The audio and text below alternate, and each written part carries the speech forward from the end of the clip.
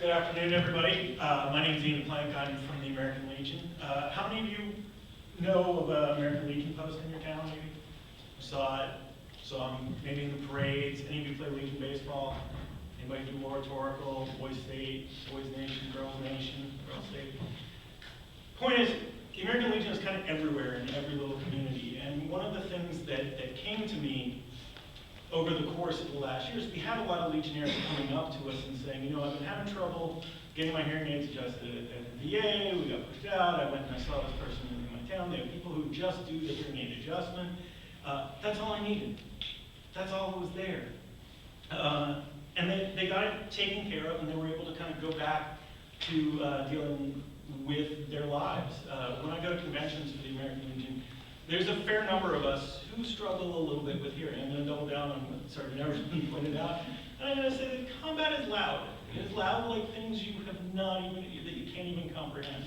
The only thing that comes close is probably Mythbusters. So you're going in and you're doing the same thing. Things are blowing up all around you. It is unbelievably loud. And it changes things. I love movies. I've loved movies my whole life. I would be very impressed in some movies where they actually would take into account the sound design. So you'd see an explosion, and then it would, it would focus in on one of the characters, and it would have this sort of empty sound around it, maybe a little ringing in the background as they're looking around. There's some shots like that in Private Ryan and so forth. I thought that's really, really great. I came back from my deployment to Afghanistan, and I'm watching movies and I'm listening to movies, and I'm thinking the sound design has gotten terrible in movies these days, because there's sections where like I can't hear the middle sounds anymore, like they're not boosting it enough, so I'm not hearing dialogue. And then it occurred to me, and my wife was the one who pointed this out, that the problem was not with the sound designers, the problem was probably with my hearing. And so, looking into it, it's only a small range. It's not most of it. In a normal conversation, I can sit down and have a conversation with people, but if you put me in a bar or a Legion post, and and there's a lot of background noise going on, I have a hard time, maintaining the focus on the one person who's there talking to me. It's a little thing, but just a little bit of adjustment. There are ways that you can address these things. So it's a small thing. One of the first things I did when I came to start working for the American Legion was I worked at the Board of Appeals right here in DC, helping veterans who are working on their disability claims. And these are people at the Board of Appeals. Most of their claims have been waiting for about 4 or 5 years. This has been going on for a while. Well, the large workload that you do when you first start working on this is hearing loss and tinnitus claims, because they're pretty simple and straightforward. You can point, this is somebody who was exposed to loud noises in the service, you can point to these sorts of things. So I did a lot of those cases. Most of what these people were waiting on was audiology appointments. The audiologists have a lot of work to do at VA. Some of it's seeing patients. A big part of it is being able to deal with the claims and deal with doing these comprehension exams so that they can get these veterans the benefits they need. This is about taking some of the load off of that. And it's about smart triage. It's about using the people at the level that it's best to use that.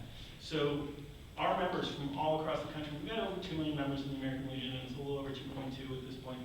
They're coming to us in the national offices here in DC, and they're saying, hey, can we do something about this?